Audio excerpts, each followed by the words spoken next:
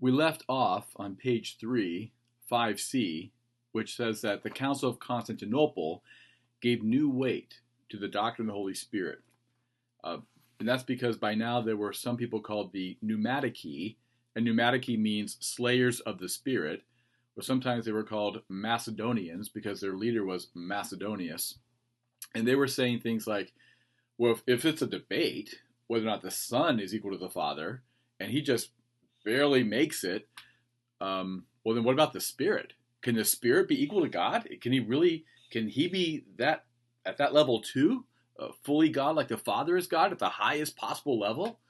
So these slayers of the Spirit, as they were called, made the church say, well, what about the Spirit? And Basil the Great said, well, we baptize in the threefold name, and as we worship, so we believe. So yes, the Spirit is fully God at the highest level with the Son and the Father. If you look at page 5 of your handout with the Niceno-Constantinopolitan Creed of 381, notice that in 325, the Council of Nicaea just said, we believe in the Holy Spirit. But by 381, they give a whole lot more weight to him because he was now in dispute as well. So notice we believe in the Holy Spirit, giver of life, who proceeds from the Father. And then you see in parentheses, and the Son. And in brackets, the Latin word filioque. Qua means and filios means son. So this and the Son, it was not in the original of 381. This was added later. That's why I put it in parentheses. This was added later at the Council of Toledo, not Ohio, but Spain, in 589. Now, think about it. Why would a council at Toledo, why would it add this word filioque to the creed? What heresy are they trying to avoid? Which person of the Godhead are they trying to elevate when they say the Spirit proceeds not just from the Father, he also proceeds from the Son? It seems like they're trying to defend the honor of the Son, right? Well, what heresy defames the Son? Wouldn't it be Arianism? But I thought Arius was condemned back in 325 at Nicaea, and he was exiled from the empire. How is it still around in 589, all the way over in Spain? Well, the Arians were quite missional. In fact, Arius himself wrote poetry and set that poetry to music and got his people singing his stuff. And they reached the barbarian tribes. So you had Arian barbarians 250 years later, all the way over in Spain, that the church had to counter. And they did that by adding filioque to the creed. So a couple quick points. What we sing, the words to our songs in church really matter, right? If you can put good theology in music, it burrows that theology deep into our bones. And music does the same thing with bad theology. So I think maybe more important than what the preacher says is what we sing, because what we sing is what sticks.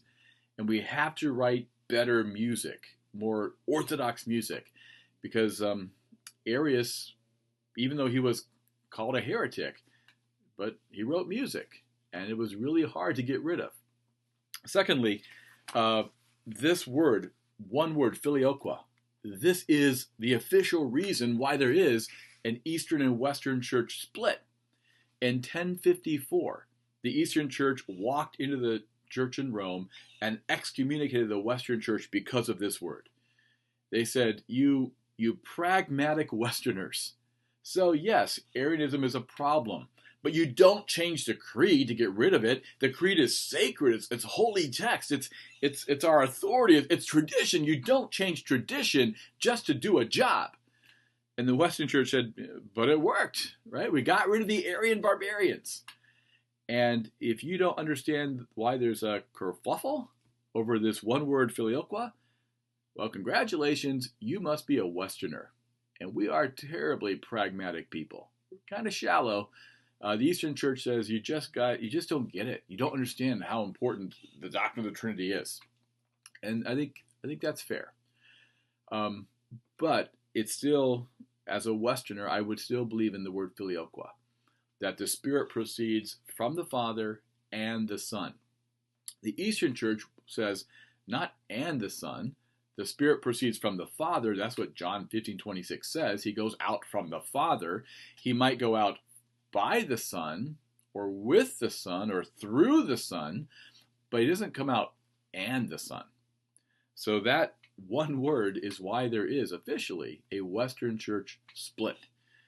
And we Westerners, we still don't quite get what the big fuss is about. But Eastern Church would say, and that's the point. You just don't get it. All right, back on page 3.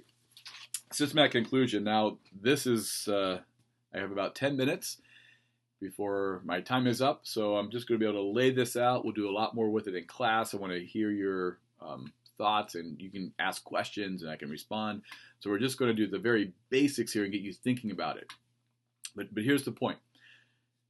All Christian thought, right, Christian orthodoxy is God is one essence, or ousia, and 3 hypostases, 3 persons.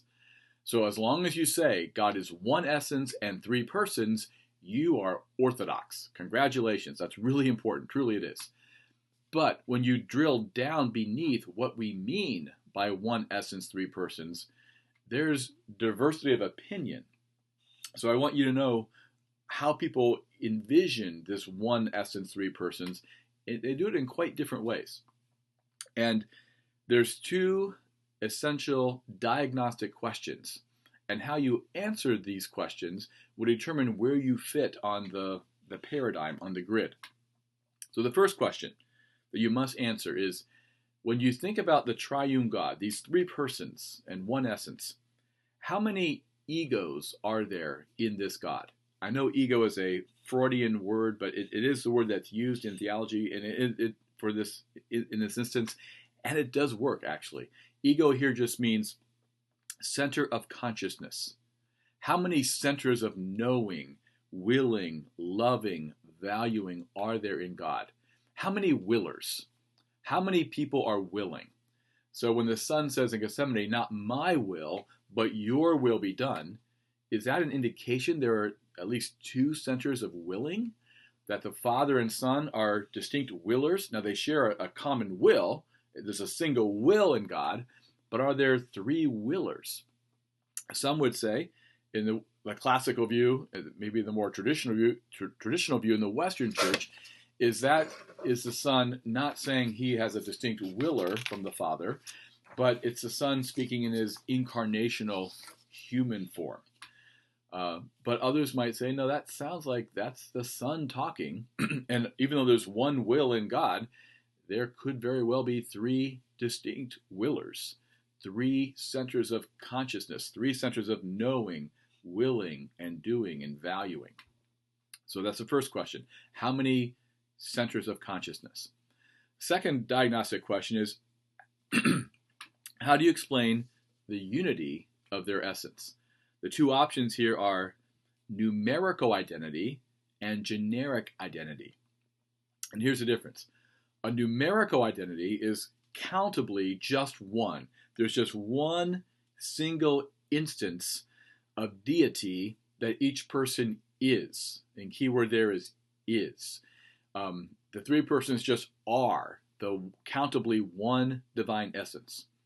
Generic identity it's more generic, a little more abstract. There are common perfections of deity that each person has or shares. So if you say the 3 persons, they have the divine essence, that's more generic. If you say the 3 persons are the divine essence, that's numerical. Illustrate it, let's say you're at McDonald's and you're eating a Big Mac, and you look across the room and there's someone else eating a Big Mac. You say, looks like we got the same sandwich. What you mean by same sandwich is generic, right? The same kind of sandwich. If you meant numerical identity, you'd be both chopping off opposite ends of the same countably one Big Mac. Or if you go to church on Sunday, ladies, and you see someone wearing your outfit, because you both went to Kohl's and Kohl's was having a sale. Surprise! Kohl's had a sale. What? So you went to Kohl's, you got the same bargain, you go to church like, oh no, it's embarrassing. We're wearing the same outfit. What do you mean by same there? You mean generic, right? The same, we got the same type, the same, it's not numerical, that'd be the same fabric, right? If you're wearing numerically identical outfit, you'd be crammed into the exact same slacks or dress. So when you say same there, it's like the Big Mac, you mean generic. So the point is, when we say the Father, Son, and Spirit are the same essence, do you mean numerically countable one, that the three persons are the countably one divine essence? Or do you mean the three persons share or possess or have a more generic, they have the divine perfections? So those are the two questions, and the two questions can be combined in at least three different ways. And so on page 4, here's the grid. The kind of classical Western view, this would be clearly Augustine's view and Thomas Aquinas' view. So the major heavyweights in the Western Church would say the egos, there's essentially one center of consciousness. In fact, Augustine in his On the Trinity says there are three, I know not what's, call them persons, right? You got to call them something, so call them persons.